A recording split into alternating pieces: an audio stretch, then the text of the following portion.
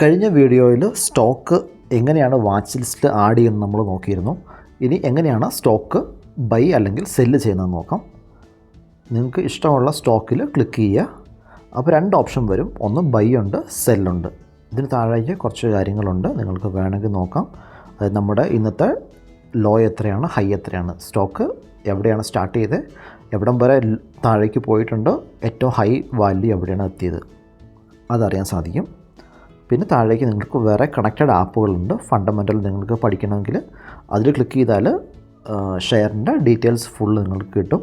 Revenue എത്രയാണ്, അതിൻ്റെ profit എത്രയാണ്, അതെല്ലാം കാണിക്കും. പിന്നെ ടെക്നിക്കൽസ്, ബുള്ളിഷ് ആണോ ബെയറിഷ് ആണോ എന്നുള്ള വേറൊരു ആപ്പാണിത്, സ്ട്രീക്ക് എന്ന് പറഞ്ഞ്. പിന്നെ ഓപ്ഷൻ ചെയ്യുന്നവർക്ക് ഓപ്ഷൻ ചെയിൻ ഓരോ വാല്യൂസ് കാണിക്കും.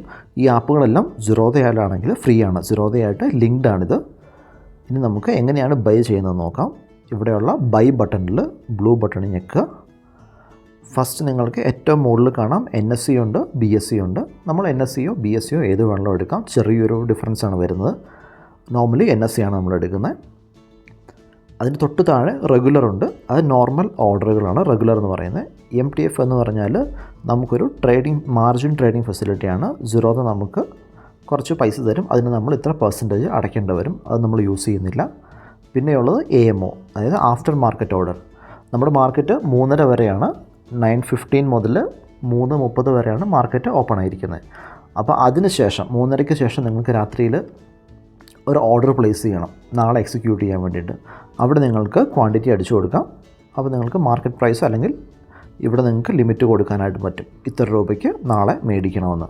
അപ്പോൾ നാളെ മാർക്കറ്റ് ഓപ്പൺ ആകുമ്പോൾ ഓട്ടോമാറ്റിക്കലി ആ ഓർഡർ പ്ലേസ് ആയിക്കോളും. ഇവിടെ നിങ്ങൾ ക്വാണ്ടിറ്റി 10 10 അല്ലെങ്കിൽ 100 ക്വാണ്ടിറ്റി അടിച്ചു കൊടുക്കാം. പിന്നെ ഉള്ളത് ഐസ്ബർഗ് എന്ന് പറഞ്ഞ ഓപ്ഷനാണ്. ഇതും നമുക്ക് ഒത്തിരി ട്രേഡ് ചെയ്യുന്നുണ്ട്. നിങ്ങളൊരു 1000 ക്വാണ്ടിറ്റി എടുക്കുന്നുണ്ടെങ്കിൽ ഇത് യൂസ്ഫുള്ളാണ്. 1000-10,000 ക്വാണ്ടിറ്റി എടുക്കുന്നവർക്ക് ഐസ്ബർഗ് എന്ന് വെച്ചാൽ നമ്മൾ എന്താ പറയുക, 1000 എണ്ണത്തിന് അവർ ചെറിയ ഡിവൈഡ് ചെയ്ത് 200 അല്ലെങ്കിൽ നമുക്കിനെ സെറ്റ് ചെയ്യാം. 100 ക്വാണ്ടിറ്റി പ്ലേസ് ചെയ്യുന്നു. അങ്ങനെ 100 × 10 ടൈപ്പ് 10 ലെഗുകൾ അല്ലെങ്കിൽ 10 ഓർഡറായിട്ട് ഓട്ടോമാറ്റിക്കലി ഇത് കൺവേർട്ട് ചെയ്ത് പോകും. അത് പ്രൈസ് വലിയ ഫ്ലക്ച്വേറ്റ് ചെയ്യാണ്ട് നമുക്ക് ഓർഡർ ക്രിയേറ്റ് ചെയ്യാൻ വേണ്ടിയിട്ടാണിത്. ഇത് നമുക്ക് ആവശ്യമില്ല. അടുത്തത് കവർ ഓർഡറാണ്.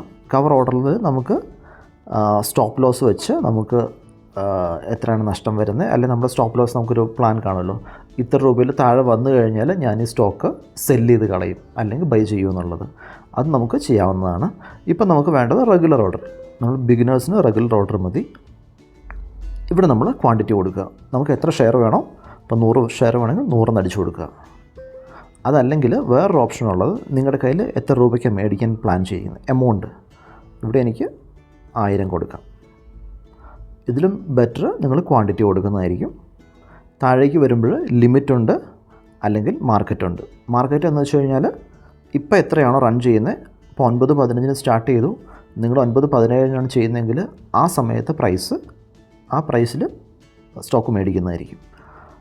ലിമിറ്റ് എന്ന് വെച്ചാൽ നിങ്ങൾക്കൊരു പർട്ടിക്കുലർ പ്രൈസിൽ മേടിക്കണം എന്നുണ്ടെങ്കിൽ ഇവിടെ നമ്മൾ ആ പ്രൈസ് അടിച്ചു കൊടുക്കുക. ഇപ്പോൾ കറൻറ്റ് പ്രൈസ് 1426.80 ആണ്. ഞാൻ പറയുകയാണ് 1430 ഞാൻ മേടിക്കുകയുള്ളൂ. അതായത് സ്റ്റോക്ക് ഒന്ന് മുകളിലേക്ക് പോകുന്നുണ്ടെങ്കിൽ, ആ ട്രെൻഡ് ഉണ്ടെങ്കിൽ മാത്രം മേടിക്കുകയുള്ളൂ എന്നുണ്ടെങ്കിൽ ഇവിടെ ലിമിറ്റ് കൊടുത്താൽ മതി.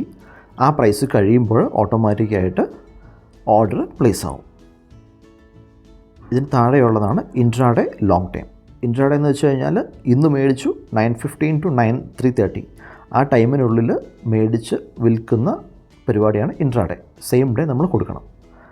അടുത്തതാണ് ലോങ് ടൈം. ലോങ് ടൈം എന്ന് വെച്ചാൽ നമുക്ക് 1 ദിവസം 2 ദിവസം 3 ദിവസം വിൽക്കുന്നത് പോലെ നമുക്ക് മേടിച്ച് വയ്ക്കാം. ഇപ്പോൾ നിങ്ങൾ ഇൻട്രാഡേ ചെയ്യുന്നവർക്കും ലോങ് ടൈമിലിട്ട് മേടിക്കാവുന്നതാണ്. പക്ഷേ 3:30-ക്ക് 3:15 അല്ലെങ്കിൽ 3:20 മുമ്പ് നമ്മൾ സെല്ല് ചെയ്ത് കഴിഞ്ഞിരിക്കണം.